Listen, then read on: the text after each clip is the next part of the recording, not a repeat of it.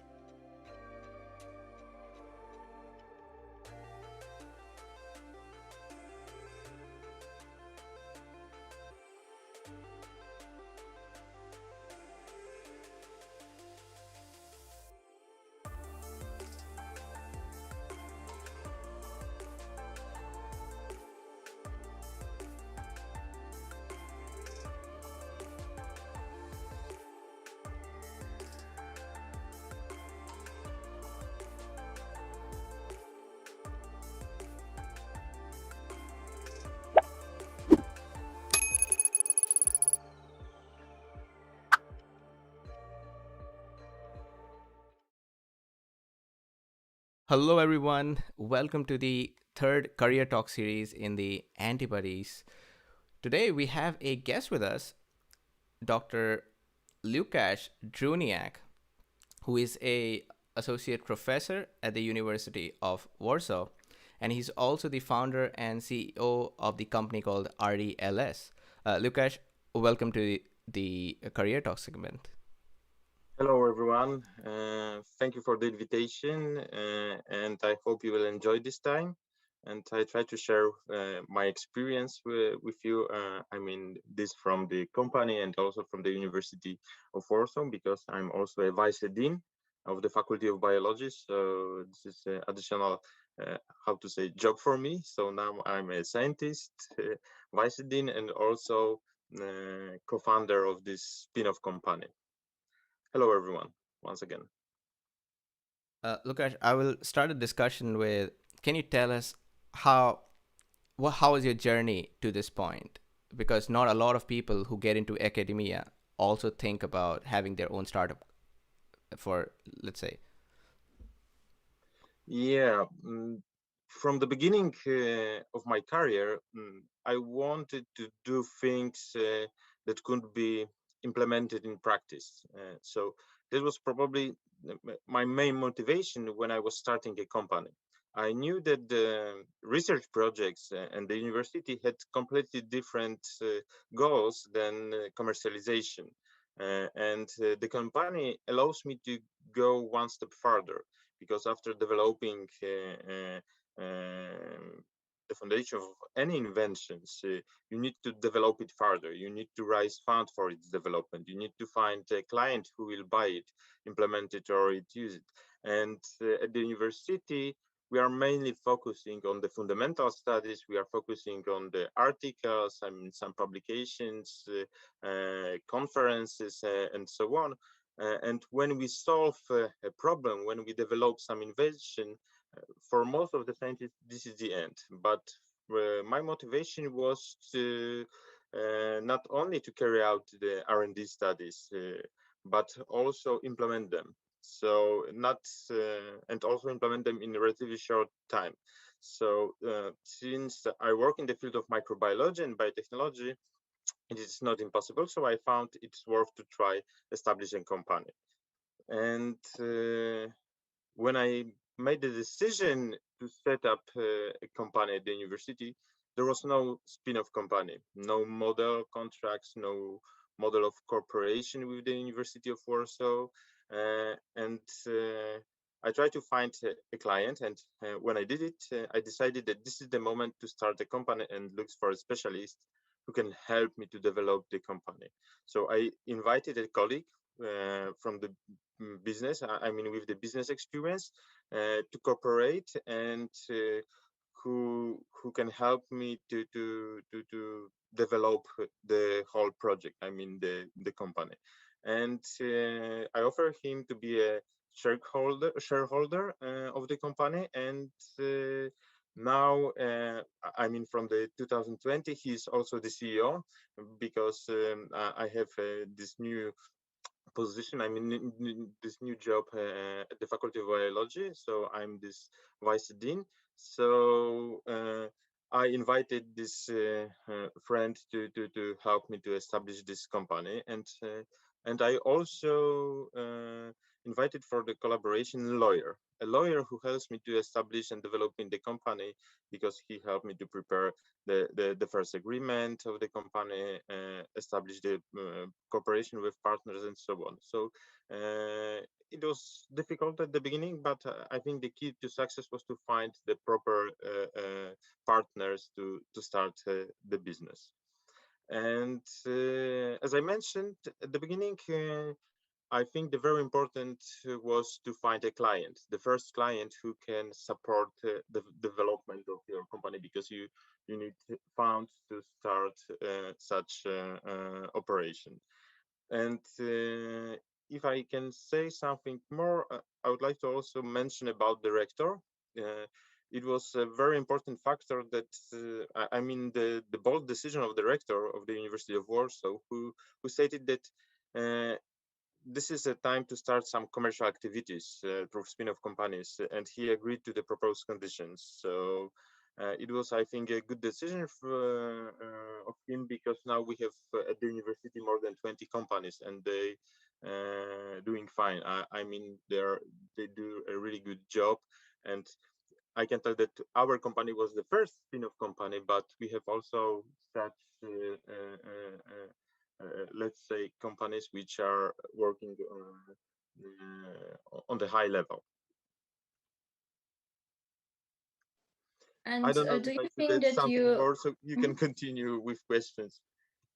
and do you think you had enough support from the University of Warsaw, or maybe you needed something more from them? You know, at the beginning there was no support because there was no experience at the university. So I found some how to say external support from people who already established some companies or they work in a business. But now I think it's completely changed. I mean, it's improved at the university because we have huge support from the technology transfer centers. But you know, at the beginning, I prepared the first agreement. I prepared the first business model, and everything was set up by me.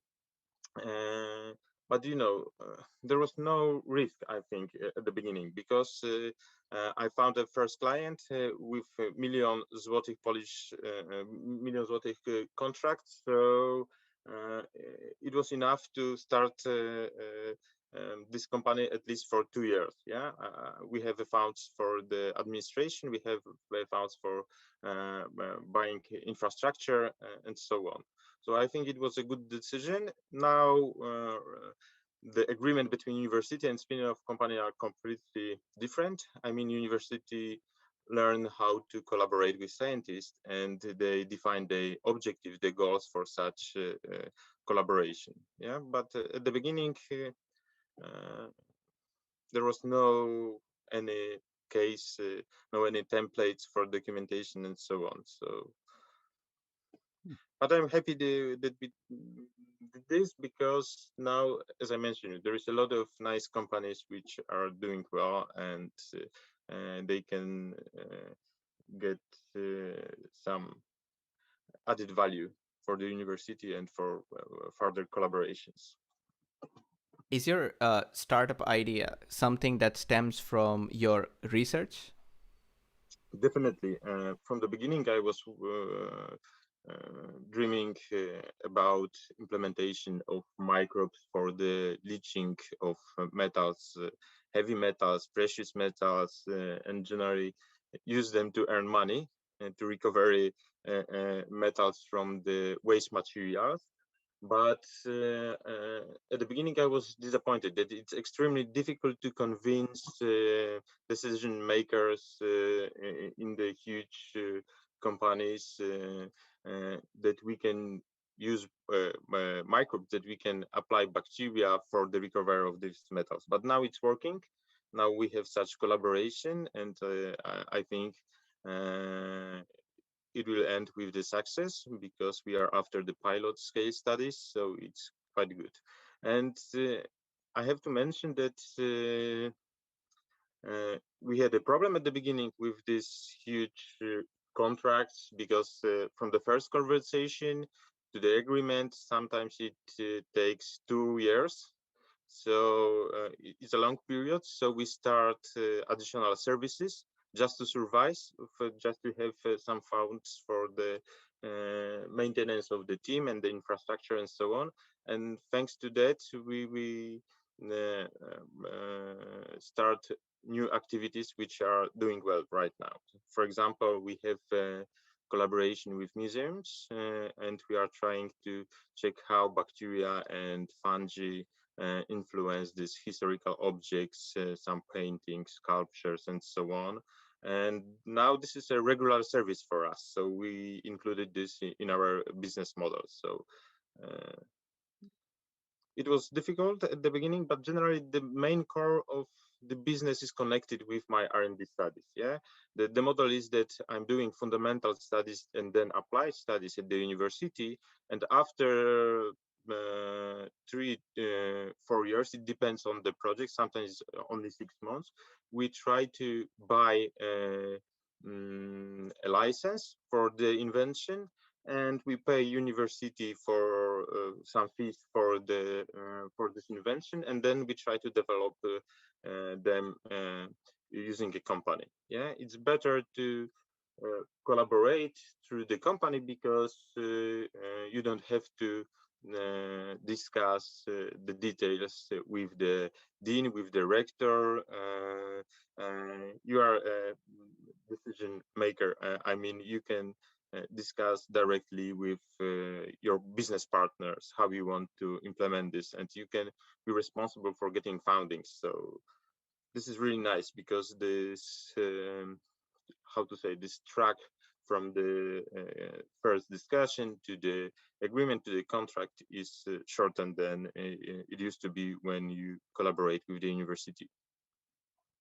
Okay. I have this one thing from the perspective of a student who might be interested in your company. So, do you have positions or do you hire students? Yes, so generally we hire students, we employ students, PhD students, doctors, professors at the university, and we have different models of collaboration. The spin-off company gives you an opportunity to use the infrastructure of the university, but also the staff, the people. So from our perspective, it's really nice if we have students which can collaborate with us because they can get an experience, they can earn money, they don't have to work in a restaurant, in a pub, or some shopping center. They can get this experience in our company, and we don't have to employ them for the full-time contract. Yeah, so if we have a project, if we have some short-term contract, then we can invite them for collaboration. So it's good for us because we don't have to pay for the 50 person permanently, I mean for the whole year, just periodically when there is a need. And do those students like, do you give them the possibility to write a thesis out of this work at your company, or is it like forbidden? No, it depends. It depends on the subject. It depends on the topic. Because if we are trying to develop some new technology or solutions, so everything is protected. I mean, mostly by know-how, because we are working in the bioremediation field, in environmental protection. So it's difficult to protect patents. But generally, we invite students for the service actions, for some small projects, if they belong to us. I mean, if the idea is founded by the RDLS, by our company, then we sign a contract with the student. But sometimes our partners have their own regulations, and everyone has to sign some agreements and documents, and it depends. But generally, they can do some thesis, but I prefer to stay with this didactic part, I mean, and with the science, this fundamental science at the university, and focus on business only in the company. So generally, they are more like a technicians. And if we are talking about developing something new, so I prefer to employ them at the university projects. I had a moment in my undergraduate when I thought about being in a startup or having my own startup, but for the lack of know-how, I could never do this. So I'll tell you this idea, and I want you to tell me how should I have gone with making into a biotech company. So I had this idea. It's a very weird idea, but you will have to agree that it's practical. So I learned about this type of bacteria that could uh, chew on keratin.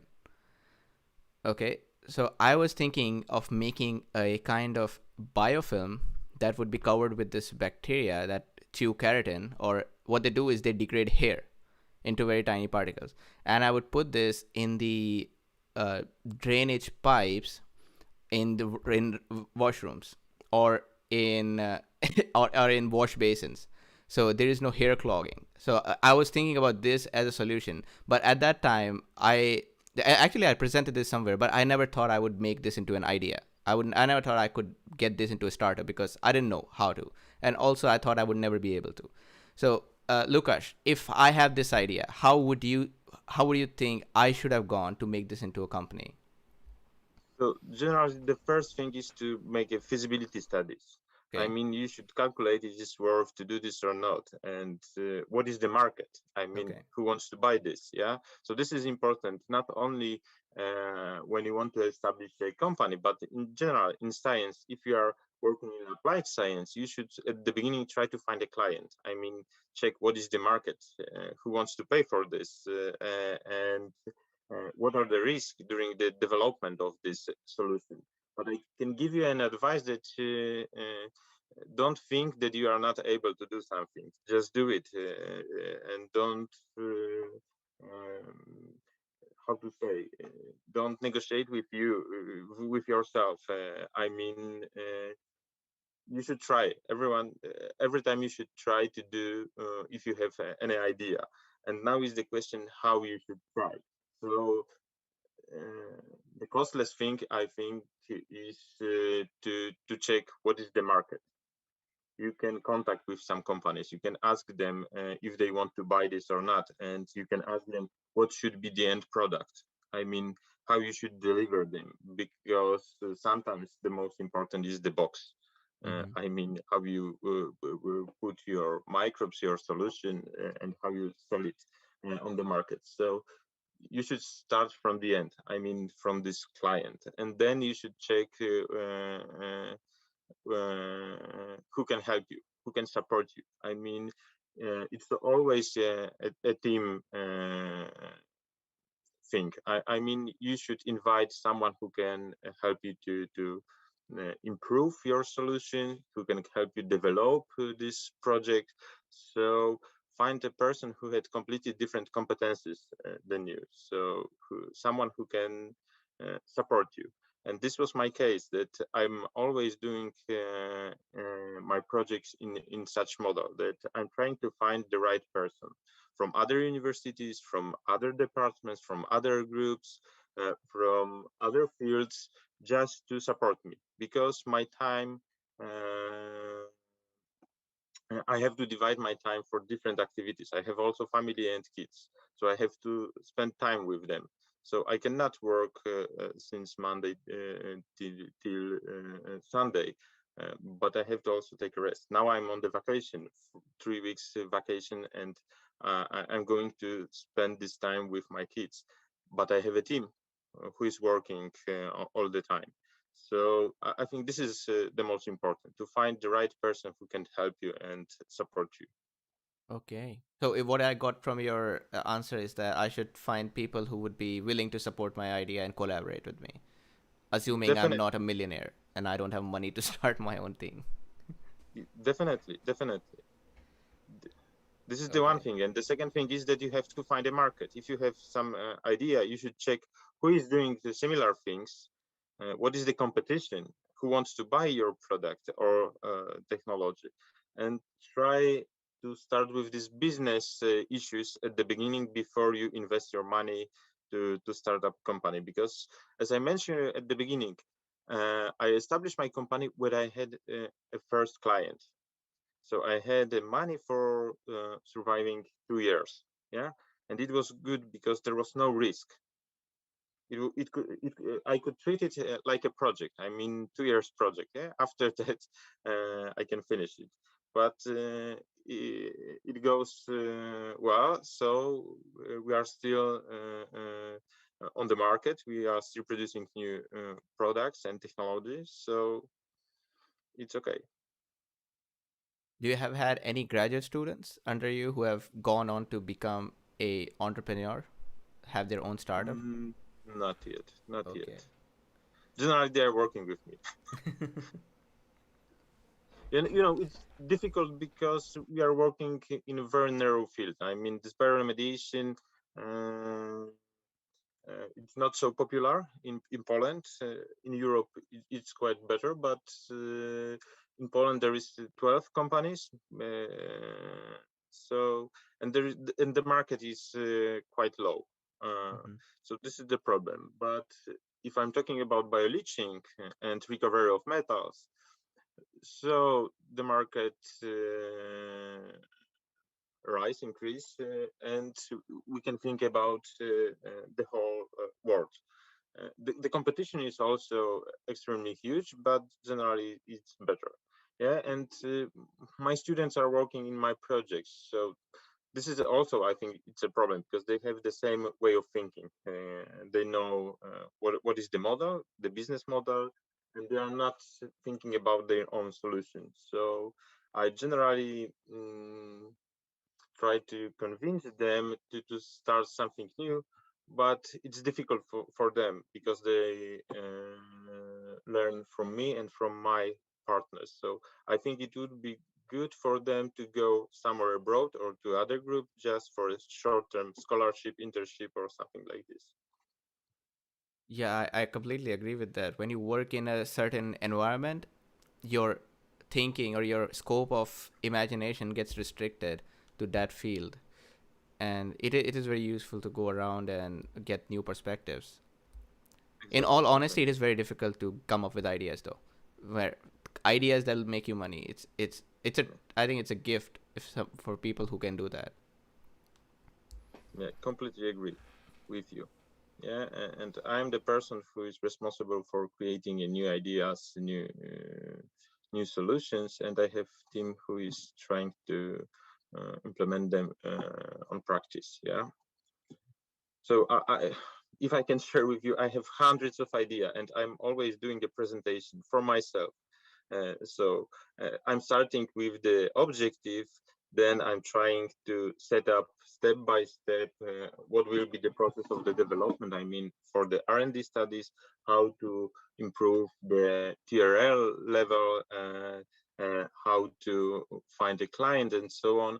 And sometimes it's working. I mean, sometimes it's worth to find a business partner, and sometimes I skip those ideas and hide them on a computer. But generally, yeah, I really like to develop new ideas.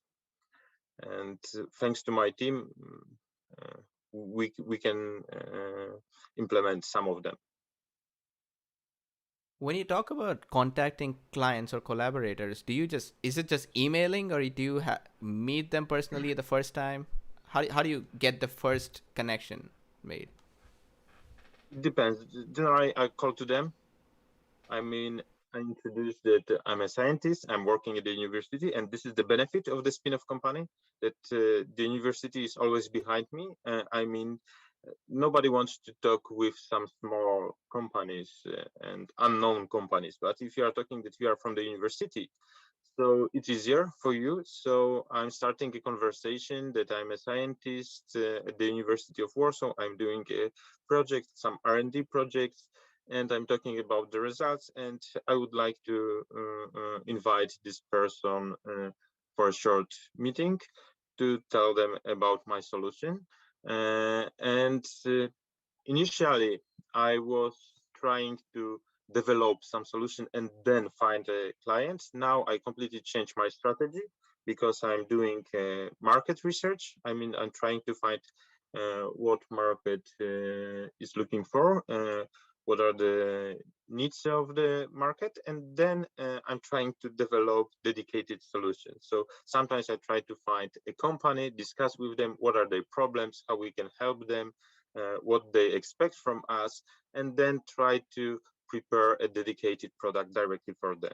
And the question is, who will pay for this?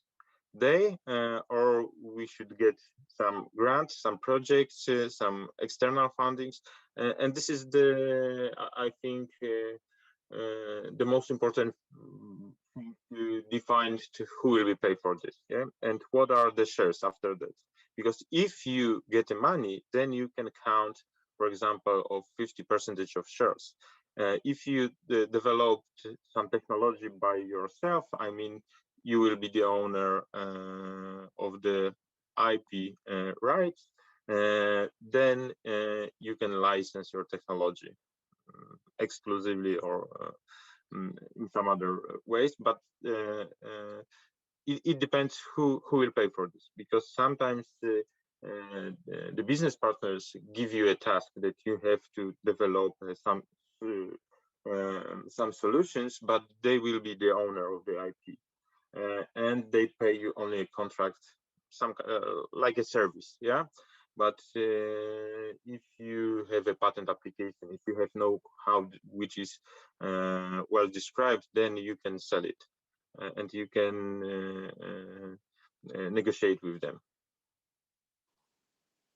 And I have a question. You mentioned museums as one of your customers, and what other types of companies or types of fields are your biggest customers usually?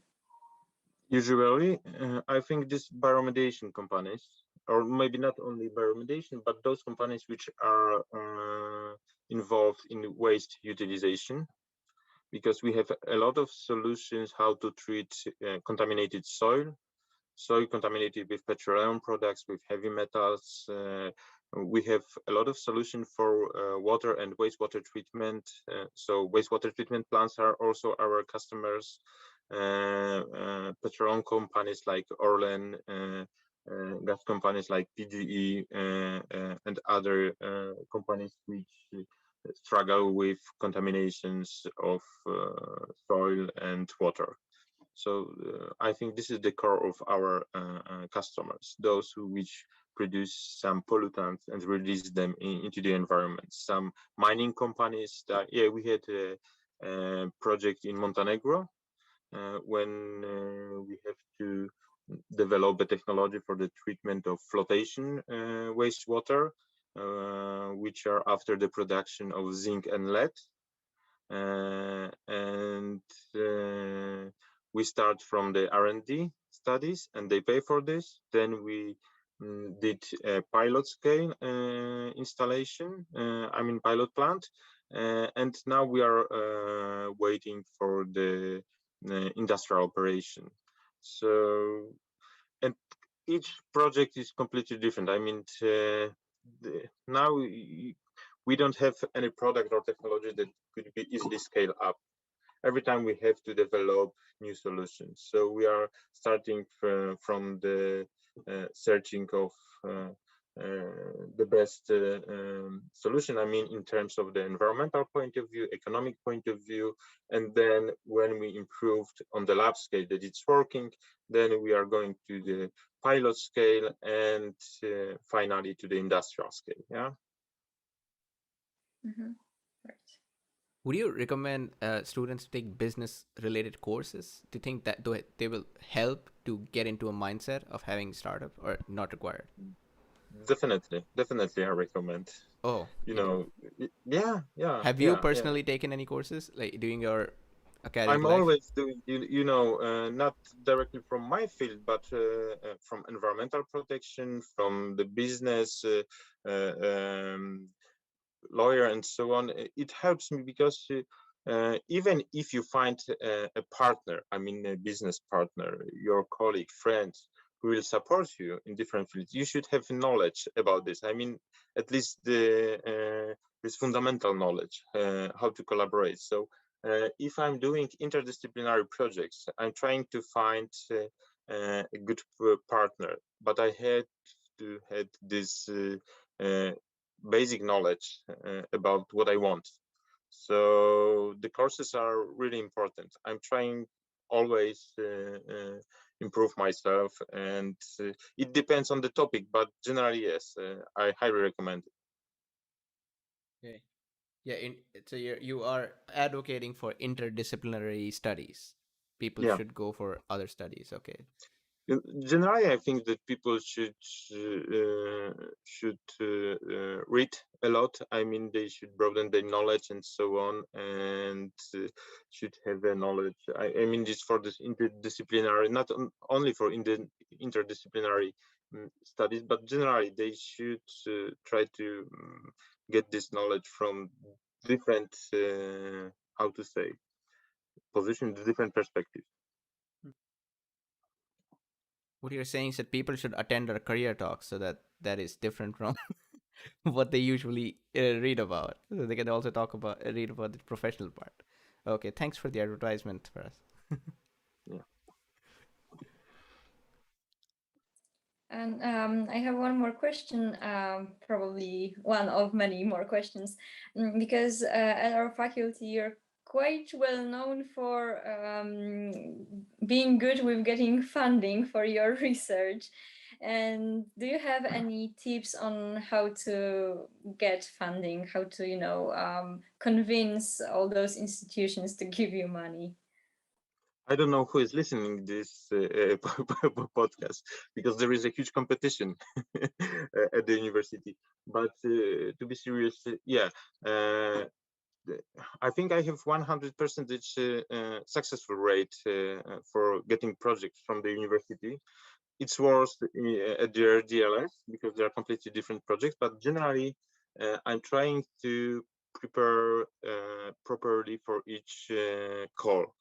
So at the beginning, I'm reading the whole regulations which state behind the projects, not only for the from the perspective of the scientist, but also as a reviewer. So I'm trying to find what are the information that should be evaluated by the reviewers. So I'm reading if they are obviously available.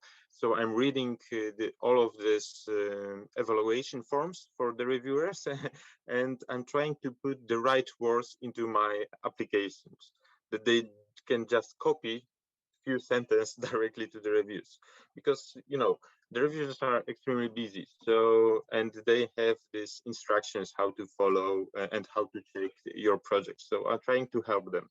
So I'm reading this evaluation form for the reviewers and try to put the right things. And I'm also preparing for the project how to say, few months in advance. I mean, it's not for the last few days before the application deadline, but I'm trying to take how can I set up all of the things, what partners I should invite, what should be the schedule for the project, and so on. And it depends on the projects, because I applied for this R&D grants, not for fundamental studies. I've never applied for NCN project. NCN is the National Center for Science. I don't know what is the translation, but generally it's for fundamental studies, and I never applied for this. I'm always trying to find some funds with a huge budget which can help me to develop a team, and in those projects the very important thing is connected with the market potential. So maybe this is my strategy, not only for project, but generally for making in science. So I'm trying to prepare in advance for everything and find a good collaborators, specialists in the field. So, but yeah, I think if I should give you only one clue, one tip for this, so you should read carefully the evaluation form and the general project regulations, I mean, which state behind this goal. So this is the most important, because people cannot read with understanding those regulation, and this is the problem, because they realize at the end that something was wrong, but they don't know why it was wrong. So far from listening to you, I feel that starting making your own startup is not as overwhelming as I thought it is. If you plan it accordingly, if you have a goal in mind, if you have a road to your end point, you could make it work. Exactly. Now I'm trying to establish a new one company. So this is working pretty good, because, as you mentioned, I plan it quite good. I mean, I invite a lot of people, and everything was established in a good way. But now I'm trying to do another project. I mean, develop a new company, and I treat them like a new project. Yeah, the same like at the university. 3 years project, and I hope it will work. So then we can continue. But there is no risk. I can fail. I mean, in Poland, and people are afraid about the failure. I don't know why, because you can get experience from this failure. But people don't want to risk. I don't know why, especially if you don't have any obligation. If you are a student, you don't have any loan credits, you don't have a family, kids, and so on. You have a lot of time, so there is no risk. You can only risk your time.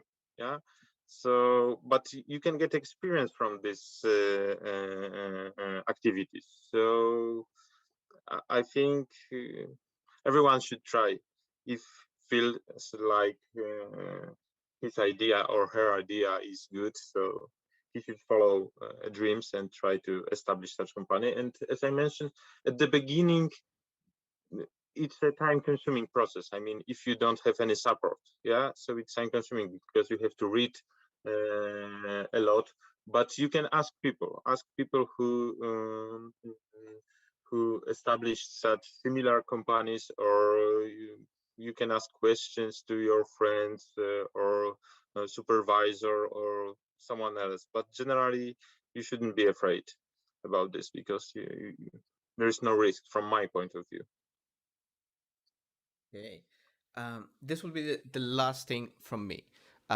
If you could give one advice to a student who is starting to think that he might be interested or she might be interested, then what would be that one top advice?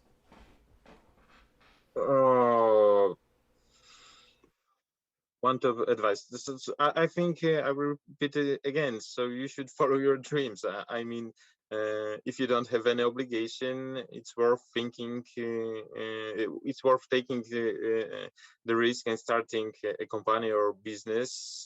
So I think this advice is that please try to use the experience of others. So you should talk and consult everything you can with other persons.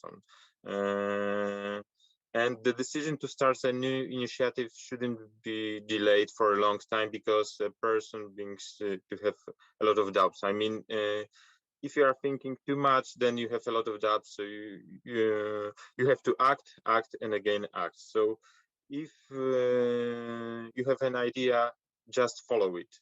I mean, don't think about the risk, don't think about the future, just try to implement it. I think this is the most important, that you should act, and again act. Yeah. And of course, you should find also good collaborators and build a team. Like that, alone, it's impossible to establish a company. But if you find a good partners, everything is possible. Yeah, and so from your experience, what would you say is the biggest obstacle in the process of starting this company? Lack of time. Uh, Lack of time. Yeah. I didn't have an experience, so I have to read about the agreements. I have to read how to start a conversation with industrial partners. So this was a problem for me. but it was only 3 months. When I was talking with rector, I prepared the whole business model by myself, and I proposed to them 15% of shares. I didn't know why, but he agreed for this. So it was difficult that I should. At that time, I had to prepare some main assumption for this company without knowledge, without experience. So it was difficult. Now I think I'm struggling with a lack of time because so many activities are around me. But being a CEO at the company and associate professor didn't stop me to be a vice dean of the Faculty of Biology, because I felt that I have to change something at the university. I mean, not the university, but on our faculty. It's some kind of a department, like in United States, it's department more than a faculty. But generally, I thought that I have to change something because I'm quite young scientist, and I will work for at least 40 years at the university. So I decided to change something and prepare how to say, a new strategy for the Faculty of Biology and divide my time for 3 parts. And this is a problem for me. But as I mentioned you many times during this discussion, the team is extremely important. Yeah. So I start at the faculty with reconstruction of the team, which supports me in administration. I invite new partners to the company to stabilize it. I mean, I want to continue this process at the company, those activities. So that's why I invited new, new partners for this company. So, but generally, to finish, the lack of time it's a huge problem for me. Yeah. Especially if yeah, please. Do you think there should be more classes for undergrad students about how to apply your research into like everyday life? Because I feel that when I graduated and started my PhD studies, I was more concentrated on doing science for science. But I feel like nowadays doing science for science isn't enough. We should always think of like doing it for better lives. And do you think there should be more like courses focusing on how to do that? From the university perspective, I was thinking that such courses should be for the senior researchers, because they don't know how to manage their group, how to share the knowledge with the PhD students, master students, and so on. But I think there is a lot of courses for PhD students, a lot of opportunities for them, for self-development of them. So it depends on the topic and on the subject you are working on, because the fundamental studies are the most important, because of thanks to them we have those new solutions and so on. And I think this applied part should be not more than 5%, 10% of the scientists, because if everyone will do this, then it will be difficult to develop new inventions. Yeah. So yeah, I think PhD students should spend some time on such courses, but not too much, because from my perspective, the PhD studies are extremely important, which influence you as a scientist. I mean, because during that time you can learn how to find some information, how to arrange studies, how to define an objective of your studies, how to combine your knowledge from other topics into this. So I think PhD students should focus on the science. But if you are thinking about the business, and if you want to establish and you feel this from the beginning, so you shouldn't start a PhD, you should start a company and work in business. Because if I could return to my PhD studies once again, probably I will quit it. I mean, I will establish, because this is only a title, and I lost few years doing these fundamental studies, and now I'm using some other knowledge. I mean, I'm a scientist, but I'm doing a research and I'm trying to implement some other solutions. So I can do this without the titles, So Okay. there are different perspectives. I don't have one answer to your question, but generally, yes, you should attend such courses, but it's not obligatory. It depends on the topic. It depends on your feelings. I was selling things since I was a kid. When I was 8 years old, I sell some things in the primary school. Then some shoes and so on. I help my parents to earn money, and during the whole primary school, I was selling different things. Now I'm selling a knowledge. So it's quite the same, but I felt that I'm a businessman since I remember. And this helps me to establish this business, and I think this helps me also to communicate with industrial partners, because I'm always thinking about their perspective, about this economic perspective, because sometimes we have a really nice solution, but when you count what are the production costs, what should be the capital cost to start some operation, and if you include the operational costs, so sometimes it's not worth to do this, But if you are a scientist, you are not thinking about the costs. You are not thinking about energy consumption. You are not thinking about water. You are not thinking about waste disposal, because everything is delivered by the university or your company, not company, but generally, but the university. So if you are thinking about the business, you have to consider everything. And I really like do this, and that's why maybe it will help me to make a good business. So my cat has been listening to the whole career talk, and I think she will be starting a company right after we're done, because she has been constantly coming here and checking out what we're talking about. Good luck for your cat. Okay, Maria and Magda, do you guys have anything? And maybe one last thing. What are your tips on balancing this career and day-to-day life?